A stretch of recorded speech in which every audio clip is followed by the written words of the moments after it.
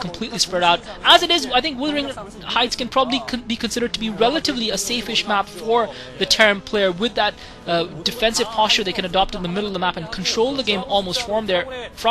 And of course, I haven't seen a lot of games on this map, so I'm just calculating and guessing from what I've read and looking at the structure of the map. But it definitely looks like the Terran players come out on top. And unfortunately, in this case, it's got nothing to do with the structure of the map. It's purely down to a huge risk taken by the Protoss player at the beginning of this map, leaving himself wide open.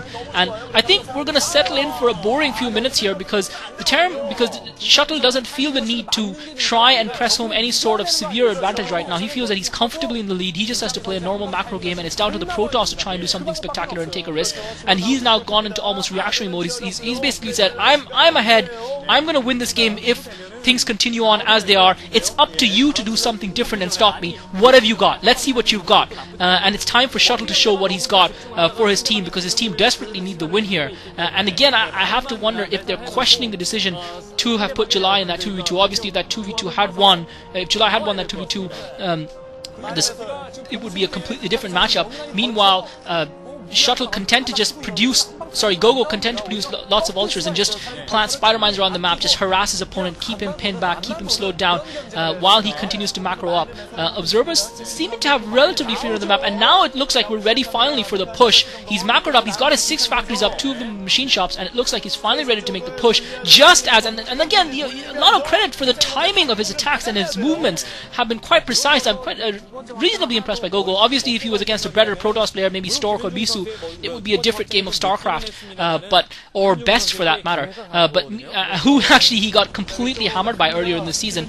Now, trying to get effect a little bit of a push, waiting for the siege tanks. I think the vultures by themselves despite the spider mines. But I think this would be an excellent time for him to push, because Shuttle has just taken that expansion at the 3 o'clock position, and at this point in time, I think he would struggle to defend a concerted push at his at that expo. He's got a decent number of zealots out. I'm sure they're speed upgraded as well.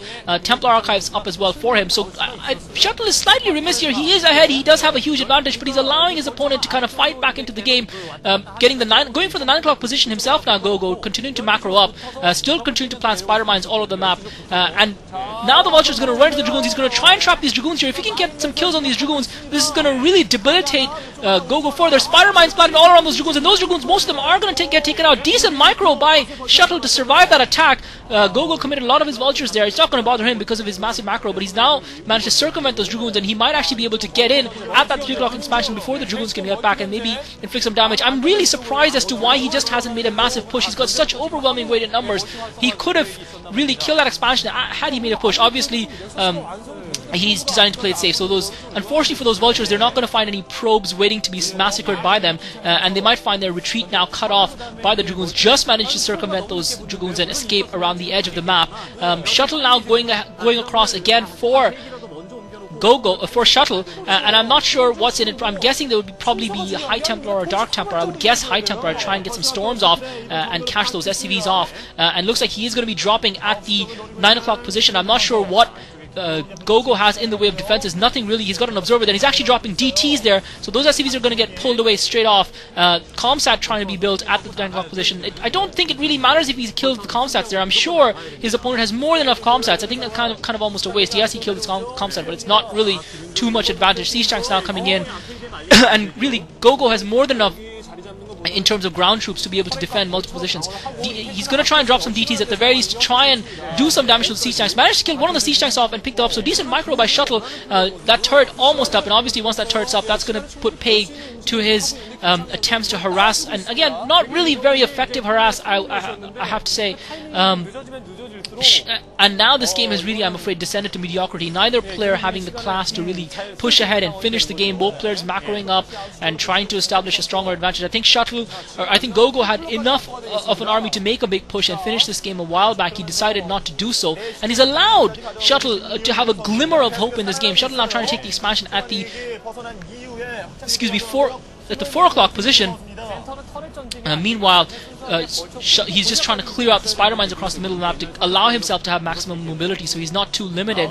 And Go.Go just continued to pump out those vultures, and Shuttle, as it is, obviously realizing that he does need to take the initiative because his opponent is in a strong defensive posture, does have many more units on the ground, trying to make a push down that ramp. Those vultures aren't there, and this is critical because Go.Go doesn't have a lot of vultures to shield his siege tank. Those vultures were away, and Shuttle has picked a good time to make this push, and those Zealots have been able to get within range of the siege tanks almost unimpeded, but such was the massivity, so many sheer numbers of siege tanks in position, sieged outside of Go.Go's Natural Expo, that despite the fact that those Zealots were able to run right into that siege tank, line, most of them died without inflicting too much damage on Go.Go's forces. And careless by Shuttle there, just leaving the Shuttle hanging and losing another of his shuttles to the turret. So I have to say, relative mediocrity now. After what was an exciting start, both players have descended to relative mediocrity, and now looks like Go.Go is ready to move out and take the center of the map after Shuttle's attack has failed, and he's just completely outnumbering the Protoss player, and I don't know what, if anything, the Protoss player could do. I think those DTs were ill-advised. I think if he had some High Templar to help him with those storms, he did get those Zealots within range of the siege tanks. A few well-placed storms could have inflicted massive casualties on his opponent and brought him away back into the game, but he decided to rely on the DTs, and it's going to be a slow, tortuous death for Shuttle, as we are going to be forced to watch, I'm afraid. His forces being constantly whittled down. He does have the one expansion up on his opponent, but at this stage the Terran macro is in full gear, and it's going to be very difficult for Shuttle to actually come back and try and take this game. He just doesn't have the production capacity, he just doesn't have the army on the ground, nor does he have the control. The Terran player just has so much control, and now it looks like Go.Go not just content with sitting in, looks like he is going to finally make that push. Shuttle is going to try and go and do some sort of a counter punch at the 9 o'clock expansion, try and cut his opponent down, but I don't think it's going to matter, because at this stage I think Go.Go can just allow Shuttle to attack him and get all the way to his Natural Expo, and he can just go and clear out his opponent meanwhile. But Go.Go has got vultures in waiting for that force, so he's going to inflict some casualties on Shuttle's force as well. Meanwhile, he's actually started his attack at the 3 o'clock position. There's hardly anything left to defend there. Go.Go certainly doesn't have enough in the way of troops, and I think Shuttle's attack is probably going to be more effective than Go.Go. So both players now willing to trade expansions. Finally a little bit of exciting StarCraft happening. Shuttle committing himself to the 9 o'clock position, Go.Go to the 3 o'clock position. Both players are going to lose those respective bases, but I still think that Go.Go is in a much stronger position because he's got more forces in reserve than Shuttle, and because his assault force is also superior in terms of its numbers and size, and indeed Go.Go's forces are being whittled, Shuttle's forces are being whittled down. He's lost most of his Zealots, he's now down to Dragoons, and he is, even though he's going to take that expansion down, I think he's also meanwhile losing the expansion at the 4 o'clock position. Shuttle killing 2 expansions with that, another couple of siege tanks just in waiting are going to get taken out. Shuttle committing himself further here, not trying to defend at all, sending a massive group, and unfortunately he just lost about 3 Zealots and a Dragoon to Spider Mines on the way to Go.Go's Natural Expo. Go.Go trying to now desperately defend, while also he doesn't seem to be multitasking that well, because his attacking force seems to be quite stationary. He doesn't seem to be counterpunching, but meanwhile he's been able to hold this defense with a single Vulture and Siege Tanks alone. He's pulling his forces back to mop up the remaining of Go.Go's forces, while he's killed those 2 expansions at the 3 o'clock and the 4 o'clock base, and really this probably snuffs out any remaining hope that Shuttle's had, and I expect we'll be seeing a GG sometime soon from Shuttle. And unfortunately, after that 14cc failed, he was always going to be behind. I still think that he was allowed a little bit back into this game by Go.Go, and I think had he gone for High Templars as opposed to Dark Templars, I think he might have had a slightly better chance in this game.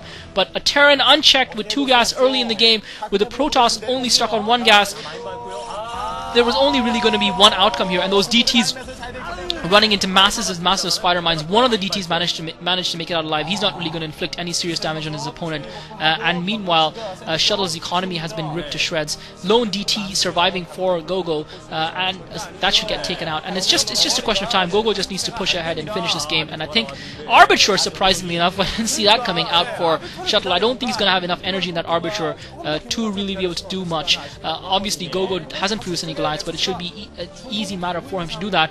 Meanwhile, we've got a science facility up for Go.Go, as well as Starport with control tower. A Shuttle trying to put some pressure on his opponent, try and buy himself some time.